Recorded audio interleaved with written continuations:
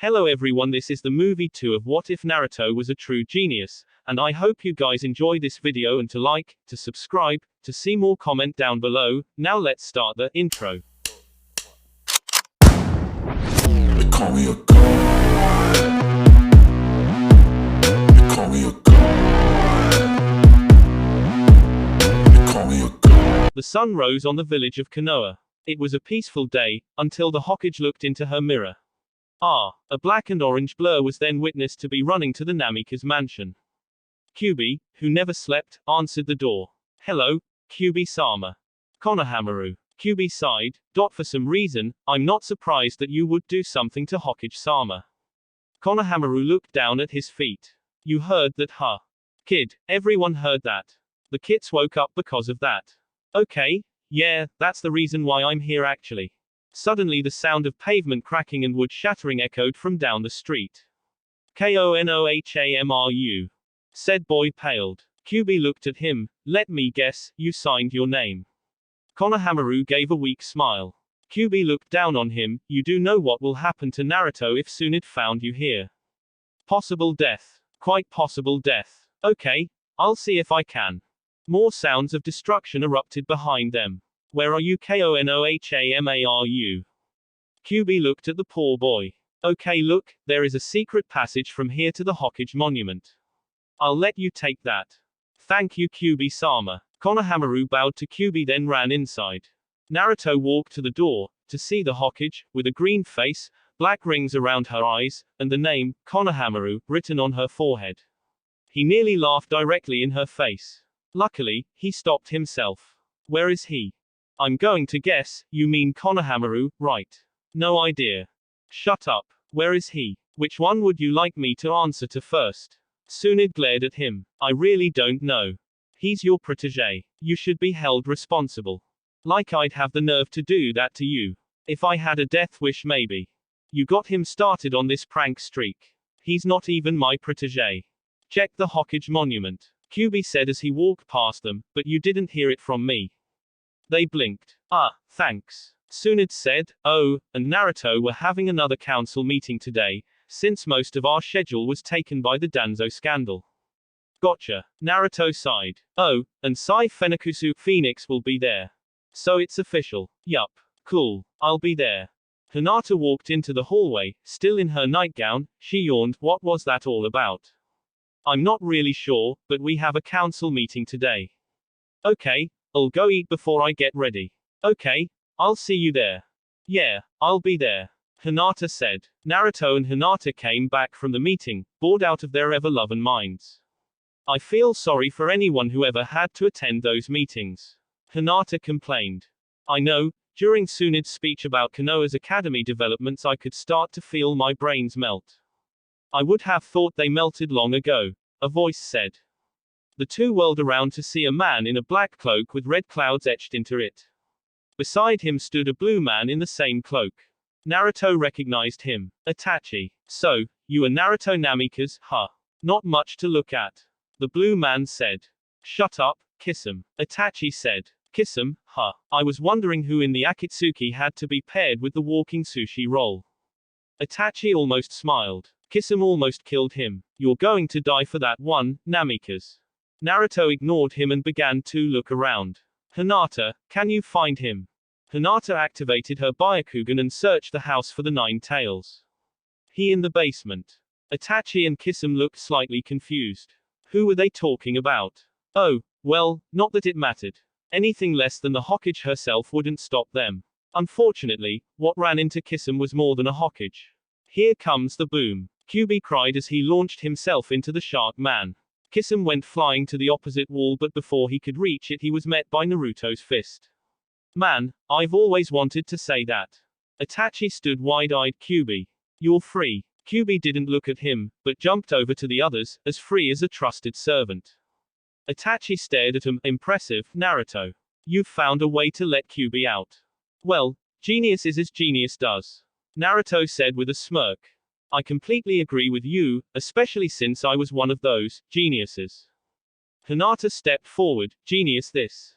Shugo Haka Rokuji and Show. Itachi silently thanked his blood for giving him the Sharingan. Without it, he would have defiantly been impaled by the thousand upon thousands of chakra beams that came at him. Unfortunately, it does not have the 360-degree sight of the Byakugan. A Naruto shadow clone landed a kick to Itachi's head. Itik then, in one smooth movement, stabbed the clone with a hidden kunai. Unfortunately for him, he had to turn his back again. Naruto acted immediately. Itachi turned just in time to see a Rasengan fly towards his head. He ducked, but not fast enough to save his ponytail. Hey, it took me forever to grow that. Well, it took me a second to cut it. Naruto smiled. Itachi growled, well, try this on for size. Mangekyu Sharingan. Amaterasu. Instantly the black flames jumped from Itachi's mouth. Naruto quickly pulled out a scroll. Fuka Hoin. A thick smoke quickly enveloped the flames. Then the smoke receded back into the scroll and the kanji seal appeared and glowed a faint red. Sweet. That worked. I've got to meet this Jiraiya dude. Itachi growled again. Well, how about this? Tsukuyomi. Instantly Naruto and Itachi were sucked from their reality into a world of darkness. Naruto looked around. Nothing. Suddenly Itachi came into view. So, how's Sasuke been? He asked. Well, it's hard to say. Naruto began, but I believe that I'm reaching him. That's good. Itachi said. How are things in the Akatsuki? He shrugged. It could be worse. They could have paired me with this idiot named Toby. There was a brief, awkward silence as the two foes stood. So. How are we going to do this? Huh. Oh, right. Well, you could technically punch me out of the jutsu. But it's just a theory. Or I could torture you for 3 days, and hope your girlfriend lets me live. I think it'd be best if I punched you. Itachi nodded. Sounds good. He readied himself for the blow. Naruto gave him a very hard punch. Itachi flew backwards and hit the wall. He got up shakily. Blood ran down his lip. He really hated how that jutsu took up so much chakra. Naruto also got up, arm around his stomach, seemingly in pain. Now would be a good time to retreat. You have proven yourself, Naruto. Itachi turned and began to walk away. He stopped for a second. Do what you will with my partner. And then he disappeared. Kyuubi went to get Anbu while Naruto pinned the unconscious Kisame to the ground with the bone breaker jutsu. He then spent the next 6 minutes feigning pain. He then spent the next 6 minutes feigning mock strength as the Hokage questioned him on what happened. It's nothing, really. Nonsense, the Tsukuyomi is one of the most dangerous genjutsus in the world, and you expect me to believe you came out unscathed. Now you are going to stay in bed for a week. Do you understand? Naruto hung his head in defeat. Yes, Hokage-sama. Good, now I'm going to question Kisame. Hinata, Kyuubi, do you wish to join me? I'll stay here with Naruto. Hinata said, without even thinking twice. I'll go, you may need help opening that sushi roll. Kyuubi said. Hey, Q, send the memories. I want to see that. Naruto said as Hinata helped him up to his room. Will do, Kit. I won't tell you anything. The shark man said. Abiki shite, this guy was tough. Perfect. It was time to begin the torture. Suddenly a light turned on. Abiki grumbled and headed to the back room. There the Hokage stood, with Kyuubi. Suna looked at the interrogation specialist. How are things going? I've used all of my scare tactics, so I was going to start torturing him. Would you mind if I helped? Kyuubi asked. Sure. Why? I haven't had fish in years. Kyuubi said, sadistically. Man, that's freaky. Abiki mumbled. They entered the interrogation room with big, creepy grins on their faces. How many times do I have to tell you, I won, talk? That's fine. You don't have to talk, Kyuubi said, but you do have to squeal. Who are you? Kisame asked. You mean you don't know? Kyuubi looked shocked. Then he smiled and began to transform. I am your worst nightmare. Kisame was too stunned to comprehend what had just happened. But the next words did register. I'm hungry. And you look good enough to eat. Maybe it was living with Zetsu that taught to fear cannibals, or maybe living with immortals taught him to fear death. Or maybe even it was living and working with a crazed psychopath, who killed his entire family, that taught him to fear mass murderers. Whatever it was, though, Kisame suddenly learned what fear really was. Naruto shivered at the memories that Kyuubi just sent him. That was one sadistic fox. Maybe that's why he made such good friends with Dad. Ouch. Naruto said in false pain as Hinata gave him a rather soothing neck massage. Are you sure you'll be okay? Hinata asked her fiancé. I'll be fine. That Itachi is just a pushover. As soon as you punch him once, he runs. Hinata rolled her eyes, this guy was unbelievable. Yet, she loved him. So what are we going to do for the next week? Well, according to the Hokage's orders I have to stay in bed. Then again I never was one for following orders. On the other hand, she'd probably come back and tie me to the bed if I ever got caught. Then again, I have almost never been caught. But on the other. Stop it. Hinata nearly yelled, you are going to stay in bed. I will go get some groceries and train. Once QB gets back he'll help me move the TV to your room. Okay. Naruto just smiled, you think of everything don't you? It would seem so. Hinata skayed as she turned to go to her tasks. Yet another reason why I love you. Then Naruto curled up and went to sleep. Alright, I'll talk. Kisum cried. QB belched. About time. I was about to ask for some tartar sauce. Please, no more, please. QB smirked then looked to Ibiki. The man had a scroll in front of him where he kept large needles of various sizes and contents. Beside was a pad of notebook paper, this QB was a gold mine of ideas. The light at the back of the room came on. And QB and Ibiki both returned to the back room. The Hokage sat there. Will he talk? Oh, he'll talk, Ibiki said, with the most frightening smile on his face. Suna was almost afraid to look into the room. She dared a glance, and immediately wished she hadn't. She saw the poor man, huddled in a corner, rocking back and forth, missing both arms. That in itself wasn't too bad. What was bad was that one of those arms was on a spit over a fire. She could only imagine what happened to the other arm. QB belched again. Oh, yeah, I forgot, sushi gives me gas. Well, do you want some? He offered a seaweed roll to Suna. She looked like she was going to puke. The week seemed to drag slowly on, especially for the perfectly fit Naruto. I'm telling you I'm fine now, let me do something. The Hokage said 1 week. Naruto. You're staying right there, Hinata said. Oh come on, ask QB, he knows how healthy I am. Don't drag me into this. The fox said. Come on, I'll do chores if I have to, just let me get out of bed. Hinata and a shadow clone of herself took some rope and tied it around him, so he was bound to the bed. This isn't fair. As soon as the week finished, they were called to the Hokage Tower. Team Fox entered in a very dramatic way. Naruto rode on the huge fox, Hinata appeared in the lilac blossom and QB made his giant entrance, complete with suffocating killer intent. I thought I told you not to do that, Ajin. Suna grumbled. Sorry, couldn't help myself. Naruto said with a smirk. They didn't have to wait long before the other team came in. Naruto, who had been relaxing on the Six Tails back, nearly fell over onto the floor. There before them, stood Team 7. There was silence for a brief moment. Then Naruto noticed something. Kakashi, I'm hurt, you've already found a replacement for me. Don't go too hard on him, Naruto, Sai said, he only wants what's best for his team. Naruto smiled, well, then I guess you're okay. Hey, Dobe, what's up with you having a team to yourself? Sasuke said in a friendly manner. Why team? Jealous? Naruto asked, jokingly. Hinata stepped in. Now, Naruto, don't insult Sasuke, he has a lot of stuff to worry about that you don't have to. Oh, all right, Naruto said as he suddenly lifted the girl of his dreams into his arms. But only because you said so. Sakura's eye teared, she longed for someone to do that to her. Hinata was so lucky to have a boyfriend as caring as Naruto. Suddenly the last thought struck her as odd. She would have never paired the words Naruto and caring in the same sentence.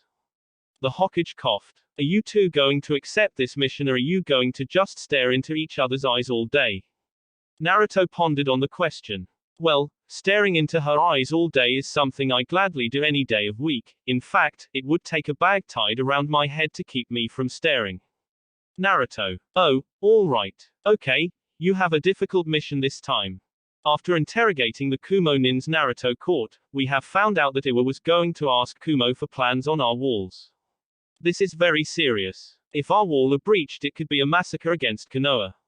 But because Iwa knows that we have found out due to them not returning, they may not try it and attempt something else. So what I want you to do is. She carefully picked her words, visit Iwa and see how things are going. So you want us to spy on them? Sasuke asked. No, this is more of a diplomatic mission. I want you to gain audience with the Chuchikage and talk to him, as my representative. Ah, I see, you're sending your most powerful ninjas to him to hopefully scare him out of attacking us. Correct, and with your father's history with Iwa, and your likeness to him, it should greatly help. That and Kyuubi. See, I knew he was good for something. Kakashi said. Whatever, Kakashi. Oh, one more thing. Tsunade said. You'll be accompanied by my teammate. It is I, Jiraiya, Mountain Toad Sage. Everyone turned around to see a white-haired man sitting on a large toad. I am the great Sannin, and author of. Tsunade backfisted him, sending him flying to the other wall. If you ever mention the name of your stupid books within earshot of me, I will have you executed. He writes books? Naruto asked. Kakashi simply pulled out the copy of Ichika Paradise that he carried in his pouch and showed Naruto. Wow, my respect for him has just dropped like a rock. Tsunade let out a deep breath. Anyways, Jiraiya will accompany you for the negotiations. Any questions? Jiraiya, who had just picked himself off the floor, with much difficulty asked, yeah, what's my dental plan? He held out his hand and spat out a tooth. Any other questions? There were none. Okay, you leave tomorrow. The Chuchikage paced the floor of his tower. He had just received a message from Konoha. Tsunade was sending some ninjas on a diplomatic mission. This wouldn't be too bad, if his spies hadn't told him that one of them looked just like the Yondaime Hokage. This news was very distressing. On top of that, 2 other ninjas swear Sasuke Uchiha and copy Kakashi. What was she trying to do? Declare war. He had half a mind to kill them as they made their way here. If he did, however, he would be declaring the war. He had no choice but to let them come. He really hated Tsunade right now. A ninja appeared behind him. Sir, they're here. The Chuchikage cursed under his breath. Send them in. Time to see how accurate his spies. Soon as he walked into the room, the Chuchikage nearly fainted. He did look just like the Yondaime Hokage. Greetings, Chuchikage-sama. I am Naruto Namikaze, son of Minato Namikaze, the Yondaime Hokage. The Chuchikage poured some tea into Naruto's cup. It had taken him at least 3 minutes before the poor man recovered from seeing Naruto, then it took 2 more before he could put enough words together to order some tea to be brought in. Finally, he composed himself enough to have a decent conversation. So, where are your teammates? The Chuchikage asked. Sightseeing, Naruto answered, I would, but the chances of me being assassinated in the streets would be very high. Naruto sipped his tea. It would be, wouldn't it? The Chuchikage said. I'm sorry, but I'm just too curious, who are your teammates? Well, Team 7, my former team, is now composed of Sasuke Uchiha, Sakura Haruno, Sai Fenakusu, and is led by Kakashi Hatake. My new team, Team Fox, is composed of myself, Hinata Hyuga, the Hyuga Heiress, and Kyuubi no Kitsune. The Chuchikage dropped his cup. Did USS say KKK Kyuubi? Yes, Kyuubi no Kitsune, the 9-tailed fox. You see, Kyuubi had to fake his death after Orochimaru killed his family. Yondaime, who was a very good friend, offered to help him. Unfortunately, it went a little too far, and my dad died. But with Orochimaru dead, he can resume his life, more or less. The Chuchikage believed every word. Hook, line, and sinker. Well, I must say, Naruto-san, I'm very impressed with your teams. You must have been a very important person. Unfortunately, I wasn't. My heritage was kept a secret until I became a Chunin, and nobody really liked me. But anyways, to business. Somewhere in Iwagakure, Sai was trying to enjoy himself. He found it fairly hard to do, seeing as how he had nearly no emotions. Danzo. He ruined his life. He suddenly realized something and stopped walking for a second. He was angry. He was angry. His first emotion. Whoa. He continued walking, that was very new.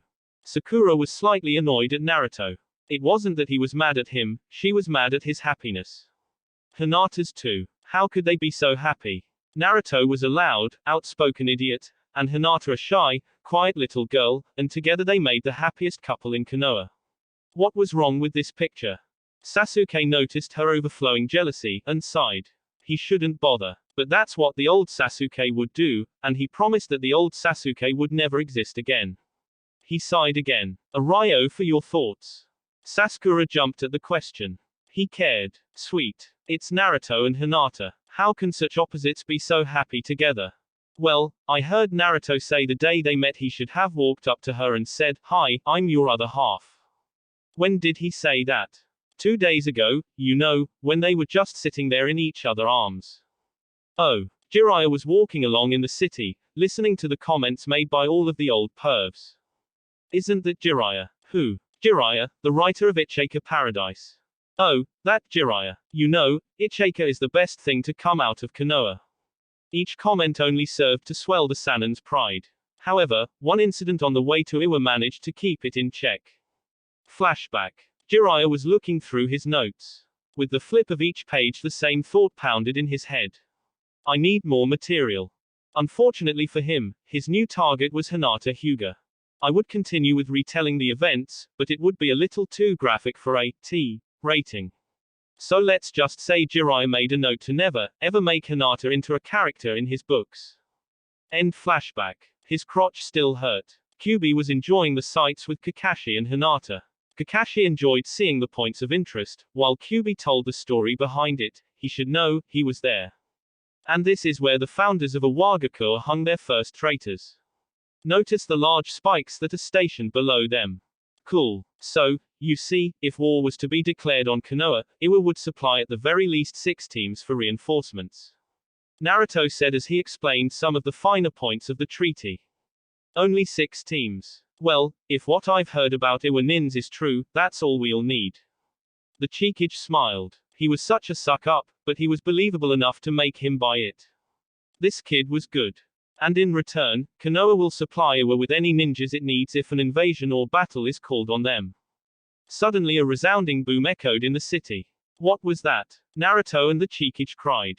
Not waiting for an answer, both ninjas disappeared into the city. Hinata, Kakashi and Kyuubi were tasting some Iwa cuisine. It took them a couple of minutes to explain the situation to the owner of the restaurant, and after finally convincing him that they weren't there to kill everyone, they sat down to, an explosion rocked the ground beneath them. Quickly, the Konoha nins jumped, leaving the waiter a tip. Maybe Konoha's not so bad. Jiraiya was doing some research at the bathhouse. These Iwa chicks are so hot. Look at the hooters on that one. That one over there, she's curvier than a road. That girl over there is. Suddenly an explosion was heard. Jiraiya quickly forgot the women before him and his mind went into what he liked to call Sanin mode. By the volume of the explosion, it was 3.4 kilometers east, roughly in the center of the city. It was created by an special clay commonly found in Iwa and used for explosives when pumped with chakra. Most known users of this clay are dead, with the exception of Deidara of the Akatsuki. All this passed through his head in the space of a second, and in another second he was gone. Sai had met up with Sakura and Sasuke halfway in between his walk, listening in on their conversation. So you don't believe that 2 halves make a whole? Sasuke asked. No, I think love is more like multiplication than addition. 2 wholes make 1. Sai sighed. If only emotions like love were as simple as mathematics. An explosion rocked. Danzo was good for something. Quick, Sai cried. Thanks to his training he knew exactly where to go. To the center of the city. At the center of the city, 3 figures stood over a crater. See, Sasori-san, art's a blast.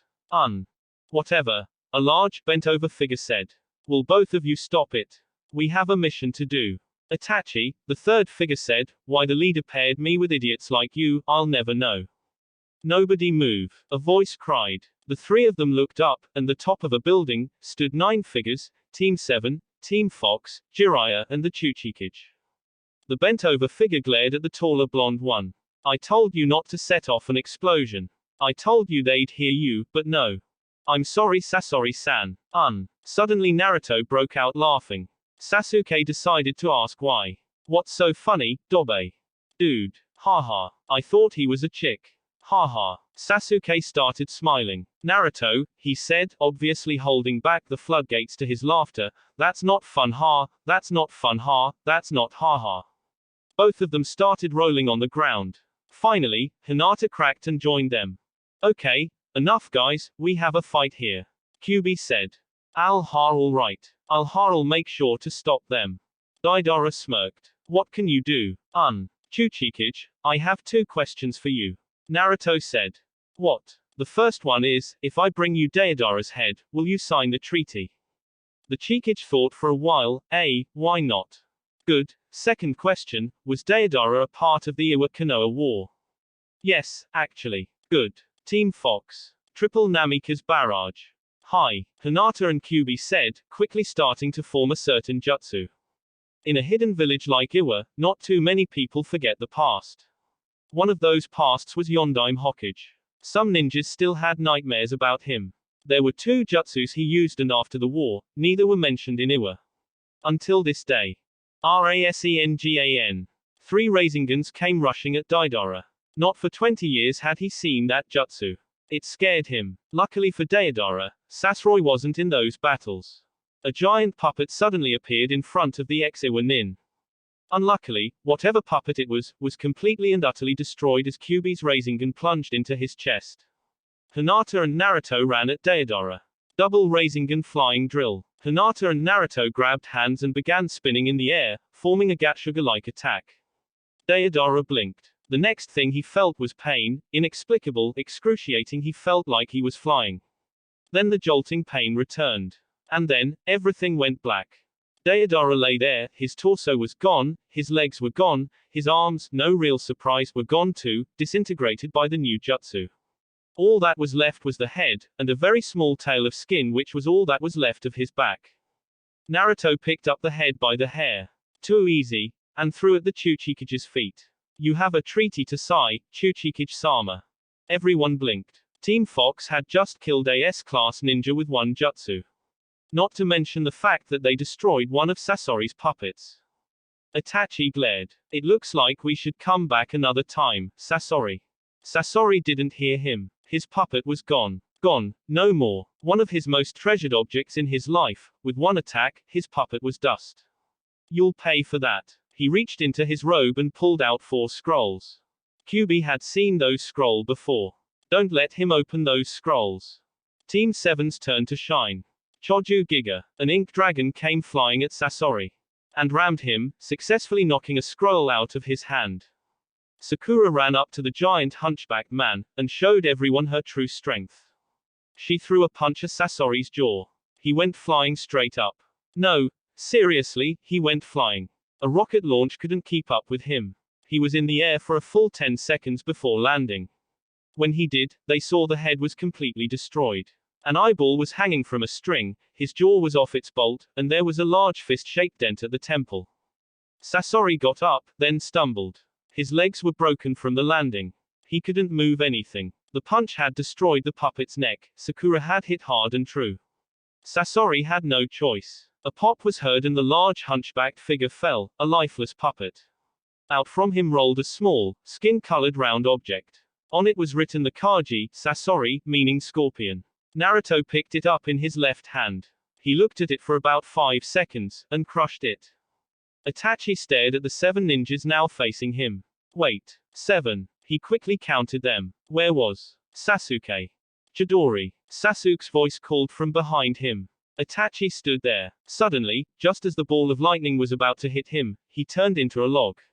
The lightning died down after it charred the wood, and Sasuke began searching for his search brother. Sorry, Sasuke, everyone whirled in the direction the voice came from. Itachi stood on a building. I cannot die today. I must leave. Sasuke threw 4 kunai. They only hit air as Itachi disappeared. Sasuke jumped after him. He reached the building, but his search brother was nowhere to be found. No. Where did you go, you coward? Come back and face me. I have to avenge our family. I have to kill you. Why did you do it? Sasuke's fist quivered with rage. His face was twisted in anger. His onyx eyes holding a fire of hatred. The only thing that betrayed his anger was the single tear that hung on his cheek. Why can't you let me kill you? A hand fell on his shoulder. Sasuke. Naruto's voice said, he didn't want to cause you this much pain. What? What does he mean by that? Before he could ask, Naruto fell backwards, asleep. Before Sasuke could react, Kyuubi came with Hinata over his shoulder. Without a word he picked up Naruto and slung him over his other shoulder. As he stood up, he glanced at Sasuke's surprised face. The double Rasengan flying drill takes a lot of chakra. Then, without another word, he turned and left for the hotel. The next day, the Chichikage signed the treaty, and the alliance between Konoha and Iwa was final. He would leave for Konoha in 2 days for the celebration that would be held. Teams 7 and Fox were given that time to head back and tell the Hokage to prepare. They went on the trail home, happy that the mission was an absolute success. Jiraiya asked Naruto how he developed the flying drill jutsu Naruto performed the other day. Naruto only smiled and replied, "What can I say, I'm a Namikaze." "Well, kid, I have to say, I like you. You wouldn't happen to need another team member, would you?" "Sorry, that'd be a bad idea. I mean, you have a clan head, a clan heiress, and a Biju on the same team. That's pretty unfair as it is. A Sannin would only make things more unfair." Naruto smiled again, then ran ahead to catch up with his team. That night, as the teams sat around a fire, Sasuke approached Naruto with a question. "What did you mean yesterday?" "What do you mean? He did want to cause me this much pain thing." "What are you talking about, team? You said that Itachi didn't mean to cause me this much pain." "I did." Sasuke was about to get in his sleeping bag, when he heard a soft, wispy voice. "I will answer your question another day. When you're ready." When teams Fox and 7 came back to Konoha, they immediately went to the Hokage Tower. Tsunade was pleased to hear that the Chichikage signed the treaty, but wasn't too pleased that the two teams had gotten along, but was greatly pleased that Naruto had caused Jiraiya serious pain for researching on Hinata. When the teams had left, Tsunade was in a good mood, which soon changed into a bad mood as soon as the Sandaime gave a slight cough. Tsunade gave him a look, which was then followed by 200 Ryo. "I've really got to stop this." Naruto was in a rather generous mood that day and he asked Team 7 if they had anything to do the next day. Sai had clan business to attend to, but Sasuke and Sakura were free the next day. "Good, come over tomorrow and bring swimsuits." Sasuke and Sakura had no idea why they had to bring swimsuits, but did anyway. They knocked on the door, and Kyuubi answered, in a swimsuit. "Oh, good, you're here. Follow me." Kyuubi led them to the indoor lake, and they suddenly realized why they had to bring swimsuits. Think of it as a beach without being able to tan, or get a sunburn. Naruto said as he ran into the water. Sakura loved the idea, especially since she could be in a bikini in front of Sasuke. They enjoyed the day of swimming, sand burying, and sand castle building, and it did them some good. Sasuke finally had some fun, something he hadn't done in years. For once, life was good. Naruto couldn't believe it. He had promised himself so many times to never take after his sensei. Yet, here he was, a sandwich in his mouth, his coat hanging only on one arm, his headband tied haphazardly on his head. He was late. Naruto ran for the Hokage Tower, trying to retie his headband while eating a ham and cheese sandwich. He reached the door, but instead of going in, he ran up the side of the building. Some Anbu joined him. "Stop, we need identification." "Or, guys, not now." Naruto moaned. "I'm so late. Be that as it may, we need identification. Come on guys, give me a break." "No can do. Look, it's not like I'm trying to kill anybody," Naruto said, still running up the side of the building. "Then you wouldn't mind giving us identification." Naruto kept running. "You guys are worse at the airport." The Anbu kept running, and asking for identification, while Naruto kept running up the building. Finally one Anbu ran up beside him. "Stop running and give me your identification." Naruto just looked at him then said, "You should watch where you are going." Before the Anbu could understand what he said, he ran directly into a flagpole. Naruto reached the Hokage's office. "I'm here," he said as he jumped through the window. The Godime Hokage glared at him. "You're late. Apparently Kakashi had a greater impact on my life than I thought," Naruto said with a pitiful attempt to brighten Tsunade's mood toward him. "It failed. So, the mission. You and Team 10 are going as guards to the Kazekage." "Okay, hey, who got the job, anyways?" Sandaime spoke up. "A good friend of yours, Gaara." "Awesome. You leave in an hour," Tsunade said. "Yes ma'am," Naruto said before jumping out the window. "Are you ready, guys?" Kyuubi asked the gathered teams. "Troublesome. I'll take that as a yes." And so the two teams departed. Hinata and Ino were talking together while the guys walked in the front. "Hey, Shikamaru," Naruto said. "What is it, Naruto?" Why don't you wear your kunai holster on your arm or something? Shikamaru's interest was perked. Why would I do that? It's when you use your shadow techniques, you can grab a weapon that won't be there for the enemy, so you'd be armed, and he won't be. Shikamaru thought for a second. That could work, it would also. Quote. Work vice versa, you could stab yourself with a kunai that wasn't there, while the other guy killed himself. QB sighed. There they go, sharing theories already.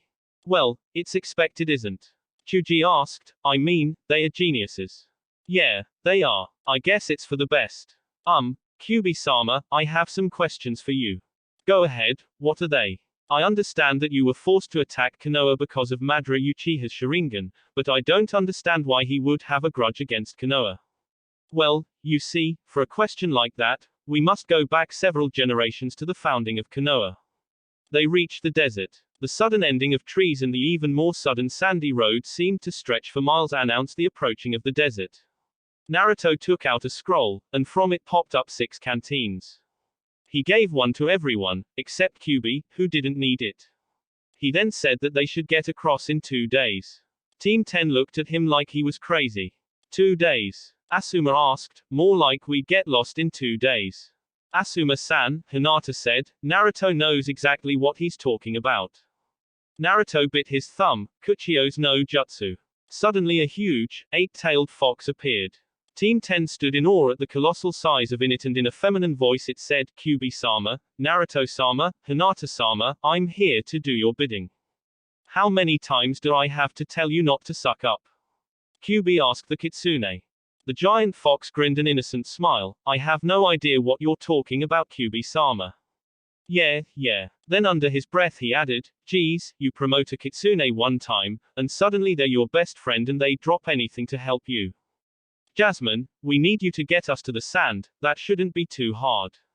Not at all, I will take you there with all my speed. Good, okay, everybody, let's mount up.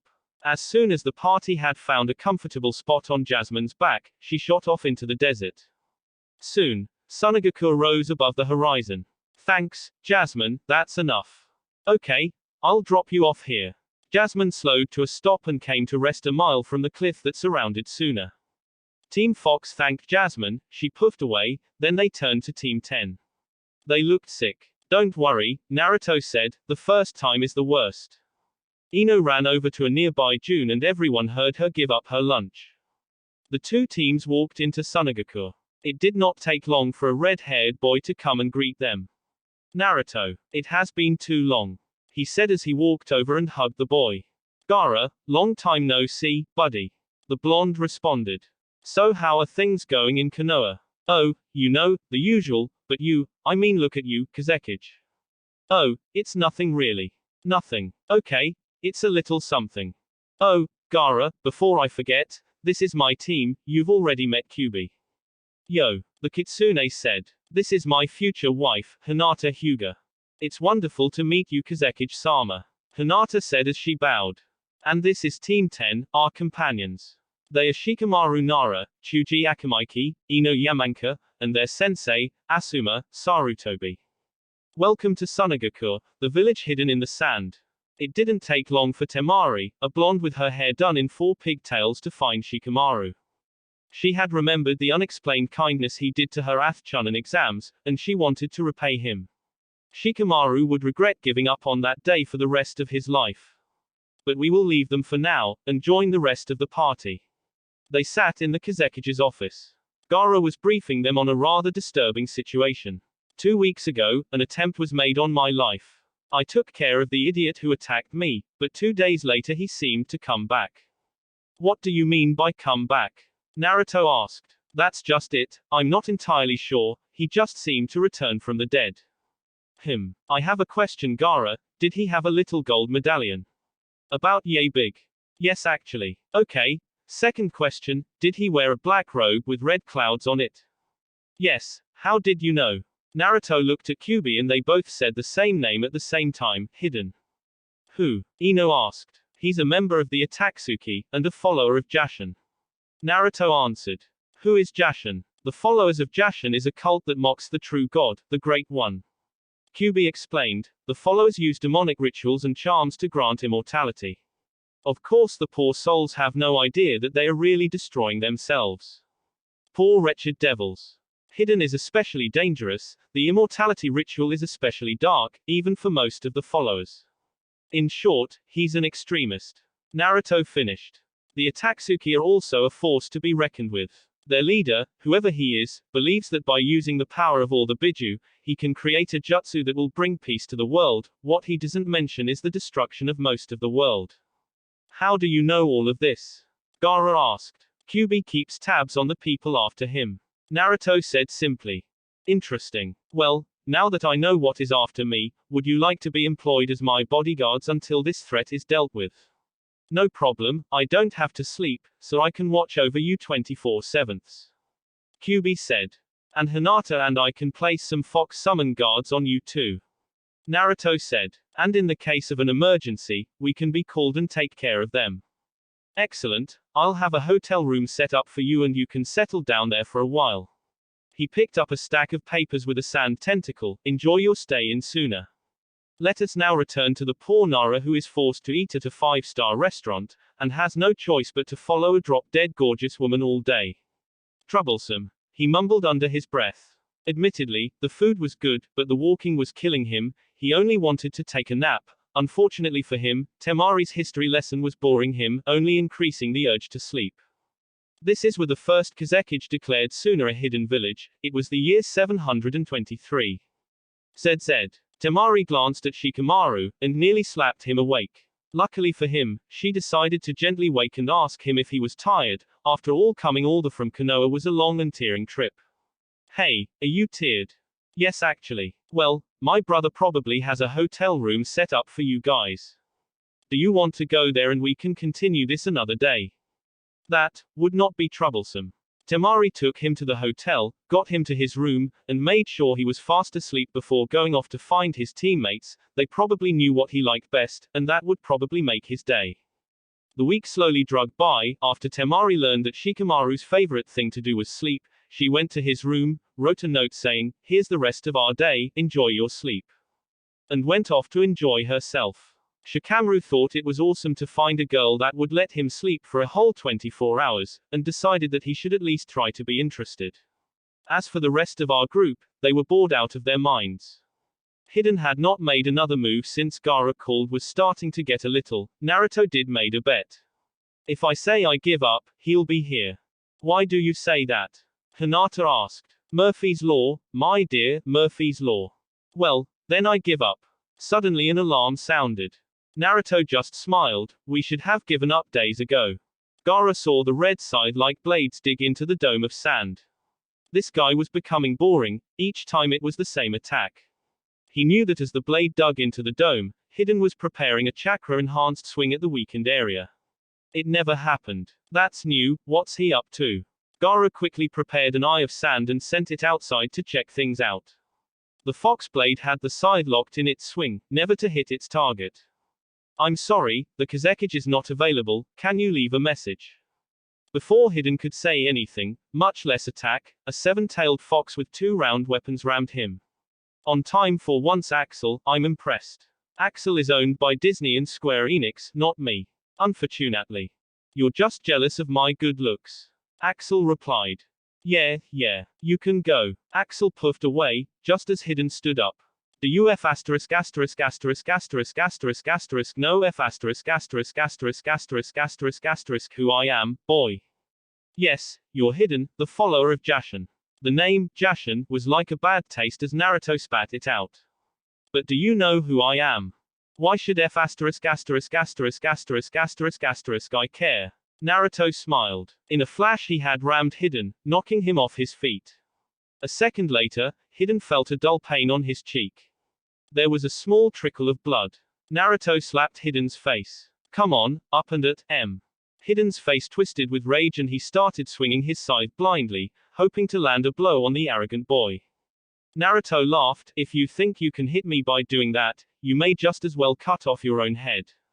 Shut the F asterisk asterisk asterisk up, you annoying son of a B asterisk asterisk asterisk.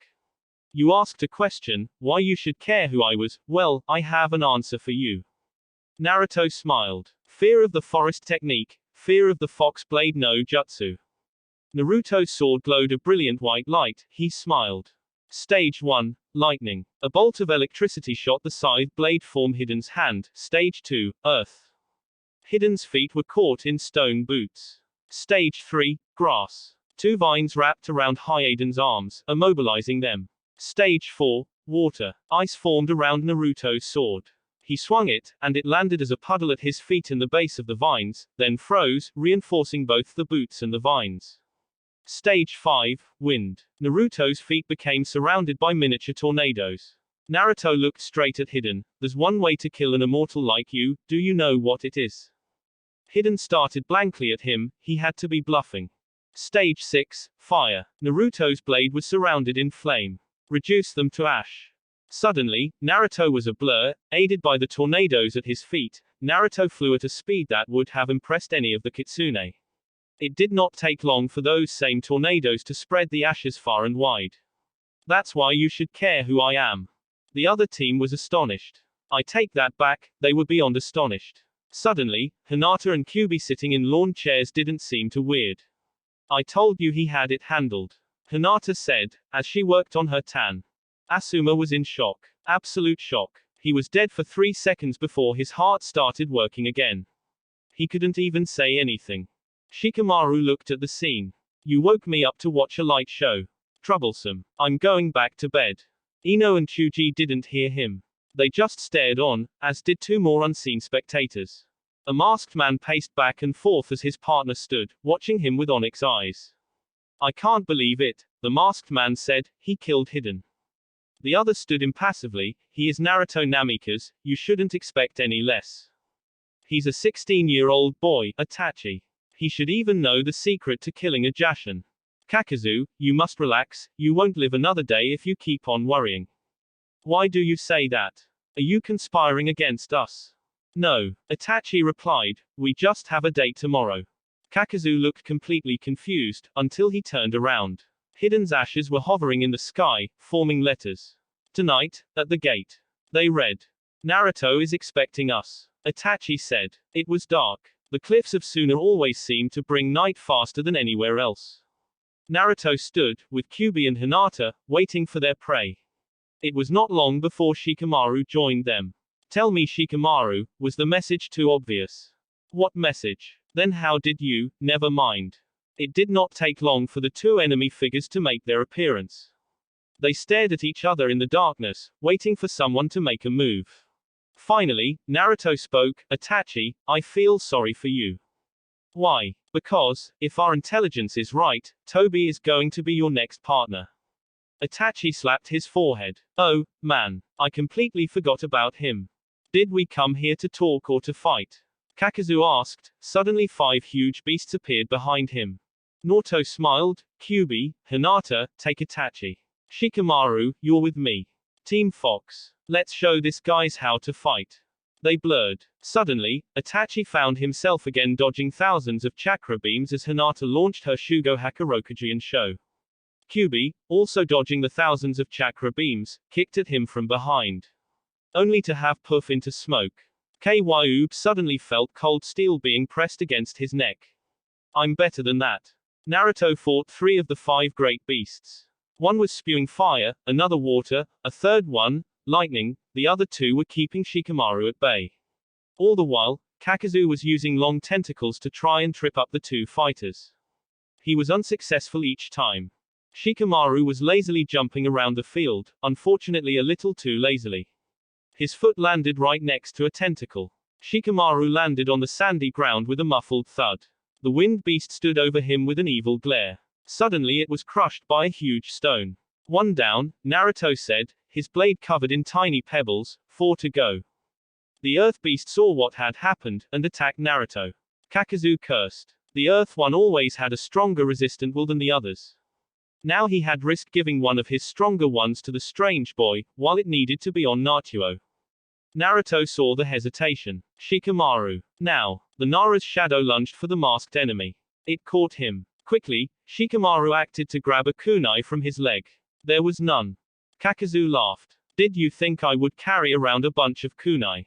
They're not my kind of weapon, speaking of which.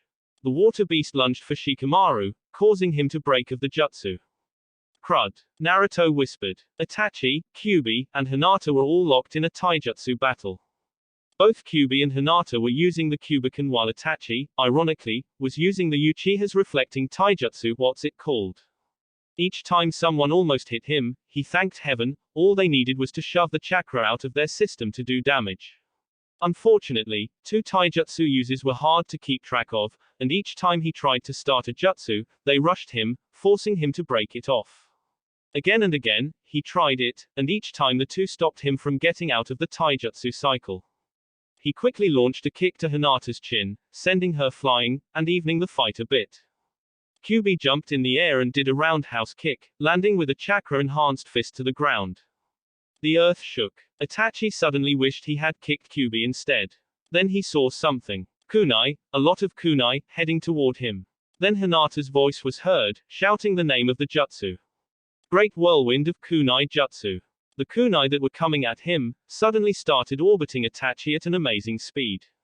They started getting closer. Itachi did the only thing he could do. He ran. Kakazu cursed, Itachi had abandoned him. Oh, well, I guess I'll just have to take the credit for bringing in Kyuubi. Naruto suddenly had an idea. Kyuubi, how's your chakra? Is that a rhetorical question? I need a flying Rasengan. Wow, I'll see what I can do. Naruto quickly stabbed the fire beast's chest, paralyzing it. Shikamaru. Shikamaru nodded, and tried it again. Kakazu laughed, you think that'll stop me? He jumped over the shadow, only to see a bright blue ball bounce off the ground in front of him. It exploded. The beasts quickly dissolved. Kakazu was no more. Kyuubi came up panting. Man, that's a lot of work. I'm actually going to have to sleep after that. Itachi. Naruto asked. Escaped. Naruto pretended to curse. We almost had him. Don't worry, we'll get him next time. The next day, Team Fox and Team 10 waved goodbye to the Kazekage and his family. Come again, Naruto. Gaara said. When I'm Hokage, we'll have plenty of meetings, okay? Sounds good. After Jasmine gave them a ride back to Konoha, the two teams went up to the Hokage Tower. Mission success, Hokage-sama. Naruto reported. That's wonderful, Asuma. They were no problem at all, Hokage-sama. Asuma said. Wonderful. Sarutobi smiled. Tsunade sent him a glare. You may go. Somewhere, at the Akatsuki hideout, a blond man with nearly 1,000 piercing on his face paced the floor. Why did you abandon him, Itachi? I had no choice, and when I tried to go back, he was already dead. The blonde-haired man cursed. This Naruto is becoming a thorn in my side, but we cannot kill him without risking the Kyuubi. He paused. What do you think, Itachi? Naruto is a formidable foe, he is very strong, and very influential in Konoha. The blonde sighed. Toby, get in here. A black-haired man with a strange orange mask came in. Toby is a good boy. Meet your new partner, Toby. Where is he, Leader-sama? All I see is Itachi-san. Both the leader and Itachi sweet-dropped. He is Itachi. The leader said.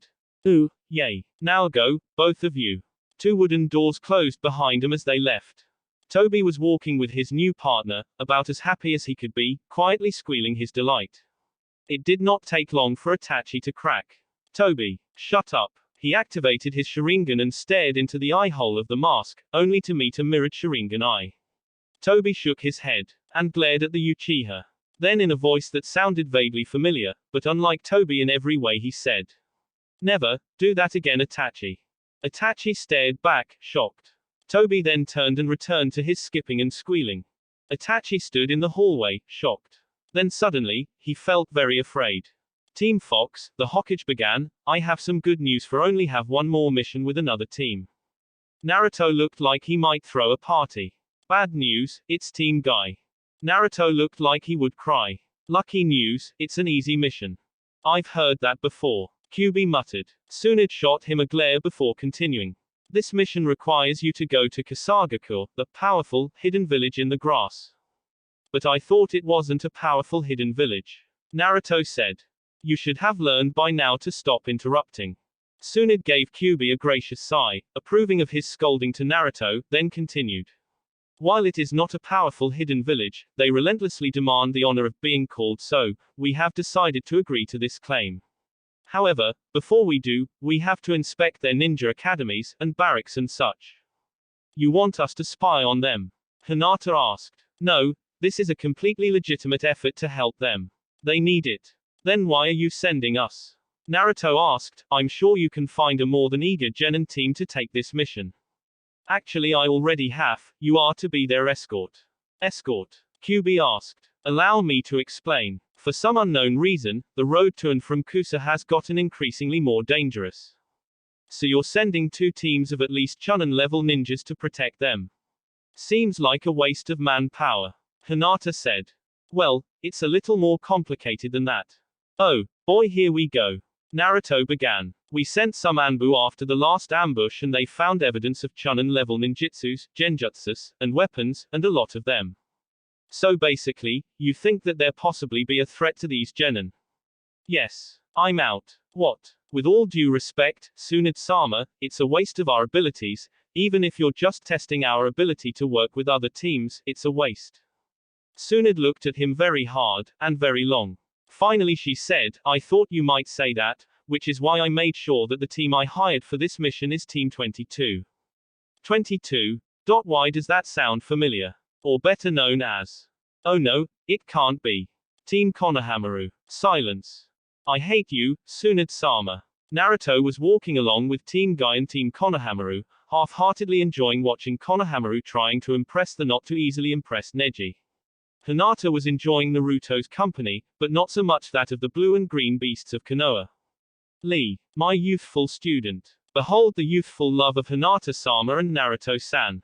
I see it, my sensei. It is so youthful. It has inspired me to run 10,000 laps around Konoha when we get back. Neji and Tenten were deeply ashamed by their conduct. It was not long before the 3 teams made it to grass country.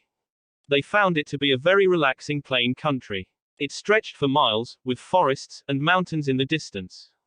As they were walking along, many of the villagers were staring at Naruto, thinking that they didn't notice.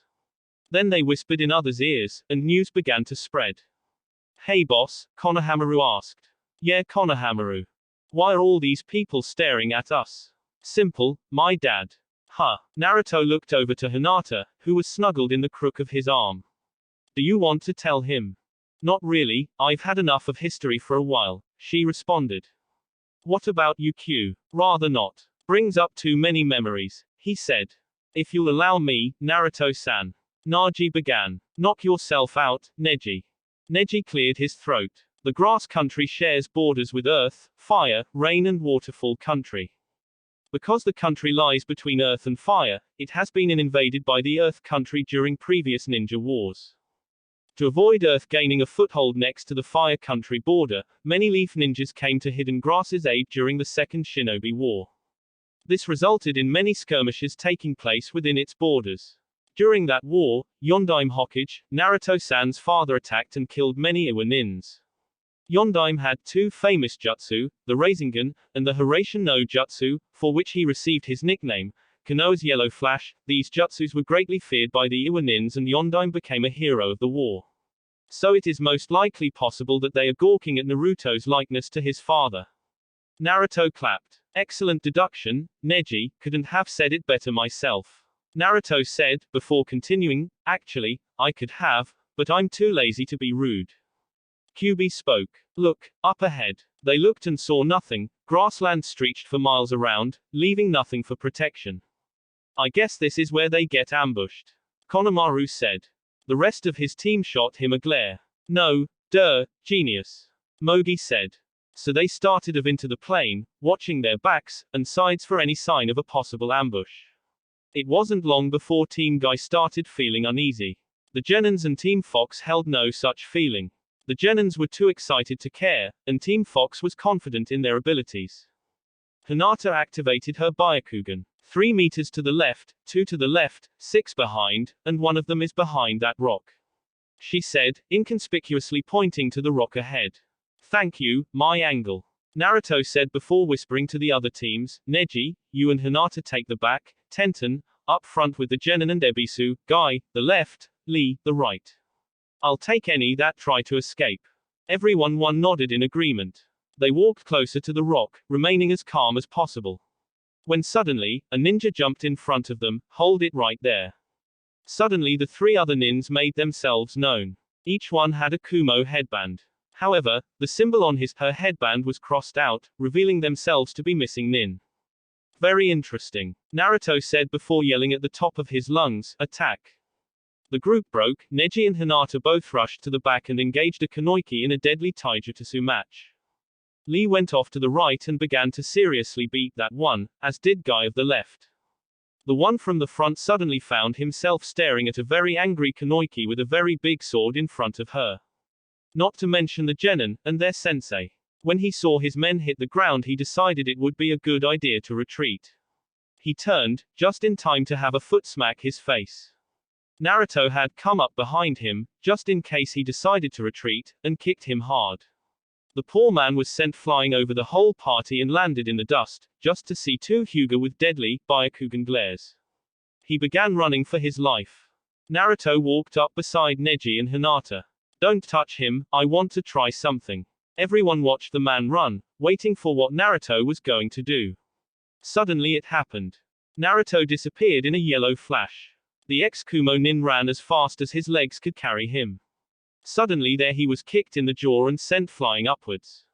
He landed again, but not before Naruto made 4 clones of himself. N.A. The first one said, kicking the victim in the face.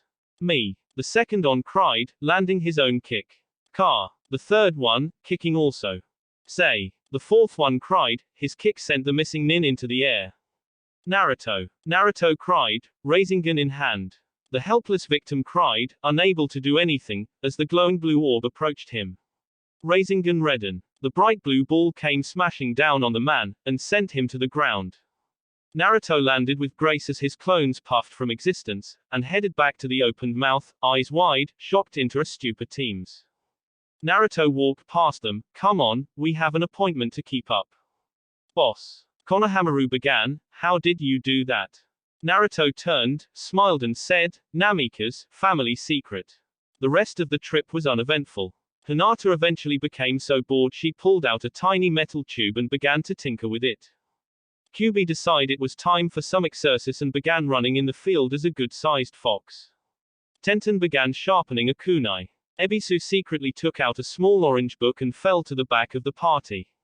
Neji thought it was a wise idea to do so, seeing as how if Tenten saw that book, she'd kill him. Lee and Guy, being rather enthusiastic, began a small contest to see which one could run around the group the fastest. Guy won, and when Lee came to claim second, Guy said he could not. Why not, Guy-sensei? Because, Kyubi was right behind when I won. No. They finally made it to Kasagakure, where the Kasakage, as he tried to be called, met them. Welcome, welcome, I hope your journey was safe. Perfectly. Naruto said. That's wonderful news. He said. Yes it is, anyway, I have 3 genin here that will check out everything, and see if it passes inspection. Why do they need to inspect? Quite simply, to be sure you can, for example, hold the Chunin exams here, or for instance hold off an invasion, the usual. Not to mention the plague, famine, natural disasters. Thank you, very much. The Kasakage said, interrupting Naruto's demoralizing speech. While you are here, is there anything I can do for you? Well, it will probably take them a couple of days to get the whole village inspected, so we'll need some hotel rooms, some food, you know, the essentials. Of course, anything else. We'll let you know. Later that night, in Hinata's and Naruto's room. At least they gave us separate beds. Naruto remarked, remembering how they promised to wait for marriage. Hinata replied, hunched over a desk. So, how is it coming? Naruto asked. It still needs some tweaking, she said as she picked up a small metal tube, glaring at it with her Byakugan. But, it'll work. That's good news. They sat in silence for a while. Then Hinata finally turned. Hey, honey. What? How did you do that earlier today? I thought you knew how the Hiraishin no Jutsu worked. I do, threw seals on those 3-pronged kunai, but you didn't have any of those on you, so how? Well, you remember the time I kicked him and he landed in front of you and Neji? Yeah, well, Right before I kicked him, I began to write the seal on my hand. When I came up to kick him, I put my hand on his sandal right before I made contact, so that the seal would allow me to teleport over to him. Is that what you were testing? No, I was testing to see if I could use the jutsu. Ah, and what's especially cool about that seal is that it fades after 3 minutes from its use, leaving no proof for anyone to follow. That's cool, she said. Well, it's late, I'm going to bed. Okay, I better get some sleep too. I'll change out here, you can take the restroom. Thank you. They changed into their nightwear, kissed goodnight, then went to sleep. The next morning, the genin were studying several possible Chunin exam arenas, and were almost ready to report in. You got the notes, Udon? Konohamaru asked. Of course. Excellent, now let's get back to the hotel. They were walking along, enjoying the grass countryside. It was very peaceful enough for Konohamaru and Mogi to let the guard down. A pair of yellow eyes watching them grew very happy. The team walked along, oblivious to the danger that lurked so near to them. Udon suddenly felt a presence. He kept quiet, probably nothing. A shadow flew across the path behind them. Udon suddenly felt uneasy. Another shadow. They kept walking. The walk passed an empty alley, amidst the glint of the light on cold, black steel. Udon felt it, someone slowly creeping up behind them. He had to act, he had to do something. He jumped. It was a good thing he did. A shuriken flew underneath him as he jumped into the air. Get them, a monstrous voice said. Udon began to run. He ran and ran. He turned his head, just in time to see the missing Iwanins capture his teammates. They were accompanied by a plant-like creature. Naruto was sitting in his room, watching the love of his life fixate on the small metal tube she had in front of her. Finally, after another critical Byakugan scan, she was satisfied. I think it's done. Really? All I have to do now is test it. Wonderful, I can't wait, one day it's going to be a Namikaze clan relic, and... The door shook under an urgent banging. Naruto opened the door. It was Udon. He was bended over, and panting. He had run the whole way there. Udon, what is it? Missing, gasp, Iwanins, pant, plant person, gasp, Konohamaru, and Mogi. Naruto picked him up and stared into his eyes. Where? Down. The street, by, arena. Naruto turned. Hinata, call the other team, this is an emergency rescue mission. I'll leave tracks. Where are you going? There are 3 things that nobody messes with, my food, my fiancé, and my friends. I'm going hunting. Kyubi was walking down a street, enjoying the view, when suddenly he received a mental message from his tenant. We're going hunting. What? Have you gone insane? Neither of us have any idea what that'll do to you. You could die. Kyubi suddenly received a flash of memories of Udon, sweaty, panting, and a worried look in his eye, pleading for help. They're our friends, Q. They need our help, and even if it kills me, then so be it. The memories were convincing. Fine. Kyubi slowly faded from view. Naruto felt him enter. Let's do this. He began to change. His chakra levels jumped. He began to be covered in a red aura. He walked outside of the building, and was heading down the street. Out of the aura, a tail formed. His fingernails had grown longer and sharper, until they were almost claws. The whisker marks on his face grew thicker. Then another tail. He kept walking. His eyes were red and he began to crouch. A third tail. Then the aura around began to get darker. Naruto's red eyes became a sulfuric yellow. The aura suddenly clung to him, acting like a second skin. A fourth tail. He abandoned crouching for running on all 4s. He grew a snout, fur, razor-sharp teeth. A fifth tail. Naruto and Kyubi had become one. Hinata nearly broke into the other team's room. The genins have been captured. Everyone jumped to their feet. Naruto went after them, and I think he's done something drastic. The teams gathered their equipment. Naruto doing something drastic did not bode well. They were following the scent. It was still fresh. Find them, save them, and kill anybody who is trying to stop them. They clawed the ground, leaving a mark, easy enough to follow. Team Guy and Hinata were jumped out of the building. How do we know where they went? Tenten asked. Naruto said he'd leave us tracks. What does that mean? Lee asked. I think it means this. Neji said, pointing to the ground in front of him. The team gathered and at Neji's feet were 4 long ditches in the ground, as if scratched in there by some horrific animal. Oh no, Hinata said, he did do something drastic. Zetsu watched his prisoners. Bite-sized portions, nothing more. Why the Kyuubi child had any interest in them he didn't know, but it was a weakness to be exploited. And so he did. Picking these two morons off the street was child's all he needed to do was wait. Suddenly one of his hired minions came in. Boss, we have a problem. What kind of problem? Boom. The whole building shook. That kind. Team Guy was running down the street, following the scratch marks that Naruto left. He was so far ahead of them. Guys, left. Neji cried. He had activated his Byakugan so he could spot any more scratch marks. They turned left into a field. What is that? Zetsu asked. I don't know, but it broke through our defenses. What? How could it break through those defenses? Those are specifically designed to kill someone. Boom. The building shook again, knocking over a table in the room. The Iwanin's eyes went wide. He's broken the second door. Boom. The third door fell before a dark red fox creature with yellow eyes. USSS shall die. It hissed. Zetsu decided he should blend into the background and get out of there, but not before the creature slammed his paw against his chest. Once on the ground, Zetsu disappeared.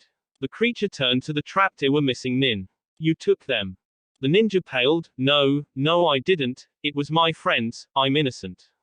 The creature continued to approach. Honestly, it wasn't me. No, please, don't. Team Guy arrived at the building, and found it completely trashed. Walls were shattered, leaving spiderweb cracks that ran along the wall's entire length. Rubble and debris was everywhere, crowding the hallway with dust and dirt. There were 3 doors, each one was nothing but splinters now. Along the hall were holes for some form of trap. They appeared to be useless against the might of the Naruto that now was. The team walked down the hallway to a small room. It seemed to take the least damage, and in the corner were 2 frightened genins, Konohamaru and Mogi. At the sight of the team, the children instantly ran to their arms, seeking shelter. It was so scary, Hinata-sama. Hinata bent down. Shush, it's okay, it's okay. She noticed something in the corner. Neji, take them back to the hotel room. He nodded and took them out. Neji-san, where's Naruto? Konohamaru asked. I don't know, Konohamaru, I don't know. Zetsu came out of the ground into a nearby plane.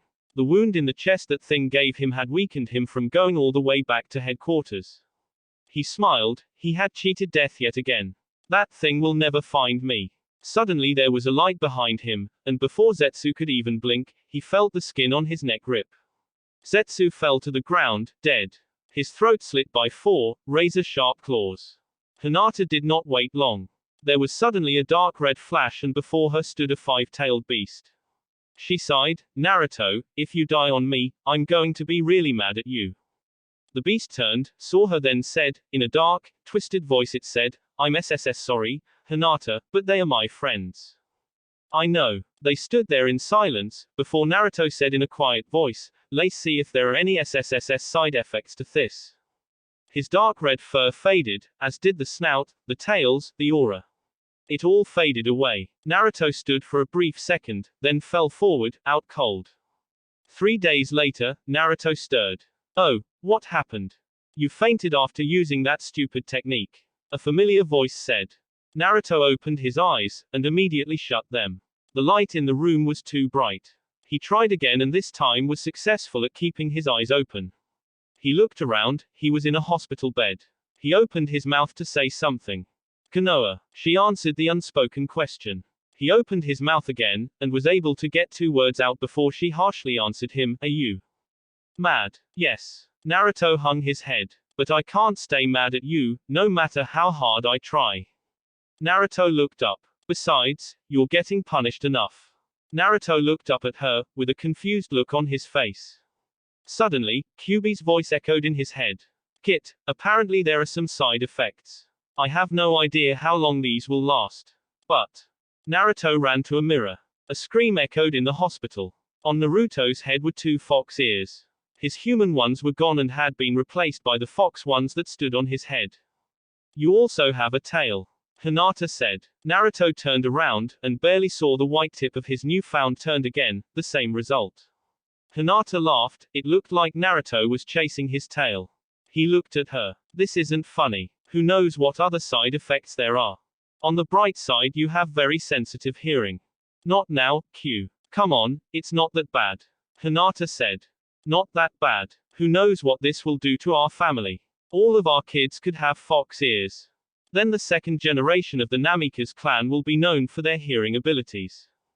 But. No buts. But. What did I just say? Naruto sighed, signaling his surrender. Hinata smiled. Come on, let's go home. The Yamanaka flower shop's bell rung, signaling the entrance of a customer. I'll be right there. Ino called from the back. They had just got a shipment of purple petunias. She carefully laid down a large crate full of the delicate flowers and headed out to the front. There stood a man in a white coat, hood up so that it covered his head. The kanji fox was on his back. Hey Naruto, Ino said, recognizing the coat. Hey Ino, he said, turning so that his smiling face met her eyes. Guess what day today is? He said. Ino looked at the calendar, nothing too significant about today, except their petunia shipment. I don't know. 2 days after Christmas. Oh, so very close. He said, a smile playing on his lips. Okay, what is it? Ino asked, you know something, what is it? Naruto kept smiling, and kept silent, wanting to know how long it'd take her before she blew a gasket. Naruto, she said gently. He kept smiling. Naruto, sterner this time. Nothing but a smile. Naruto, she said, slightly angry. Naruto's lips didn't move. Naruto, she exploded like a volcano. It's Hinata's birthday. Naruto said simply. Huh? She asked, taken off guard by the simple statement. Suddenly it registered in her mind. Really? Yes, really. I can't believe I missed that, she said, realizing that the answer was so plain. I can, now I need 12 white roses. And 12 lilies. What kind of lilies? There are kinds. Naruto asked. Ino looked shocked. What do you mean there are kinds? I wasn't aware that there was any other kind of lily than lilies. Ino sighed. Follow me.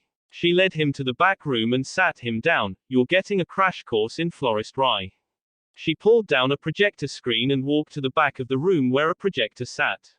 She pulled out 2 different boxes, each one containing several slides. You have a notebook on you. Ah, no. I was expecting a lesson. How good's your memory? She asked, holding a slide to the light. Sufficient. It will do. She hit the lights. As you know, flowers have meanings. Up on the screen appeared a delicate-looking flower. Each type of flower has a different meaning. Example, the calla lily means majestic beauty, while the orange lily means hatred and disdain, wealth or pride.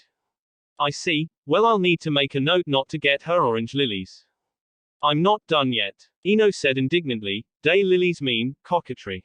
What now? Coquetry. It means flirt. Why? While white lilies mean majesty, purity, and virginity. Then there is the lily of the valley. They mean purity, humility, and sweetness. Those ones, I want 6 of those and 6 white ones. Who said I was done? Sorry. Now we have roses. Oh, boy. I'll give you the lowdown. Bridal rose, happy love, Carolina rose, love is dangerous, Christmas rose, peace and tranquility, coral or an orange rose, enthusiasm, desire, dark search pink rose, thank you, light search pink rose, admiration, musk rose, capricious beauty, pale rose, friendship. She took a breath. Peach rose, let's get together, closing of the deal, pink rose, love, grace, gentility, you're so lovely, perfect happiness, please believe me, pink and white roses, I love you still and always will. Another breath. Red rose, love, desire, respect, courage, job well done, red and yellow rose, congratulations, white rose, charm, secrecy, silence, you're heavenly, reverence, humility, youthfulness and innocence rose, white on red, unity, flower emblem of England, yellow rose, infidelity, joy, gladness, friendship, jealousy, welcome back, remember me, yellow and orange rose, passionate thoughts. She took a deep breath. Naruto waited for her to go on. When she didn't, he asked, is that all? Yeah, I think. Okay then, I'd like to make my order. Of course. 6 lily of the valleys, 6 white lilies and 12. Search pink and white roses. Of course. She took out a small notebook, jotted the order down, if you'll please wait in the front. Naruto nodded, then headed out into the foyer. He found a chair and seated himself until Ino would come back. He did not have to wait long. In less than a minute, Ino came out holding a bouquet of search pink and white flowers. Here you go. Normally I make you pay full price, but I'll give you a discount. It's not every day that a good friend of mine has her birthday. Thanks, Ino. He paid and headed for the door. When he opened it, a gust of wind charged through the door, blowing Naruto's hood off his head. Ino gasped. Fox ears. Standing right on top of Naruto's head. Quickly, Naruto pulled his hood back over his head. He turned to Ino, a hint of raising panic visible in his eyes. You didn't see anything. Before Ino could say anything, Naruto was out the door. Naruto sighed. All his life he seemed to walk a lonely path. He had walked around with the ears on his head for a couple of days, but people began to look at him funny. He even saw the familiar glare of hatred in a couple of eyes.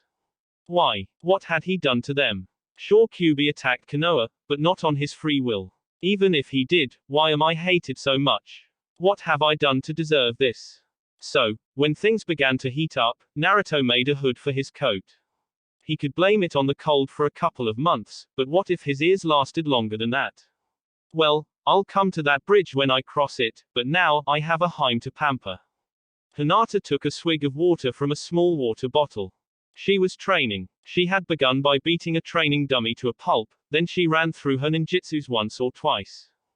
In fact, she had finally perfected the vortex punch jutsu. Now it was time for her invention. I still have to come up with a name for it. She thought. She pulled the silver tube from her kunai holster and aimed at a training dummy. Suddenly she swung the 8-inch tube as if it were a sword. The tube's end seemed to break off. It flew for the dummy, connected to the end Hinata held by a zip line. It quickly wrapped around its target. Hinata pulled back, and the line tightened around the helpless victim. Hinata then pushed a tiny silver button on the side of the tube. The effect was instantaneous. A bolt of electricity ran down the length of the zip line, and landed the target a serious blow. If it were a normal person, he or she would be unconscious, or worse.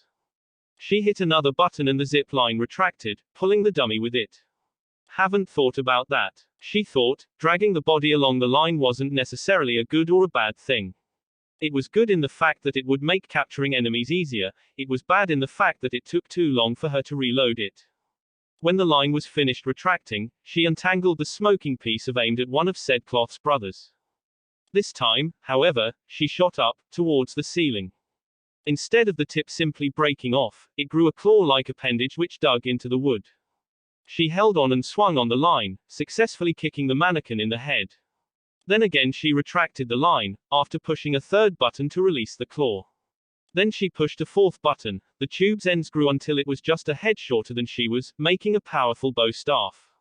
She pushed the button again and the tube shrunk to its original size.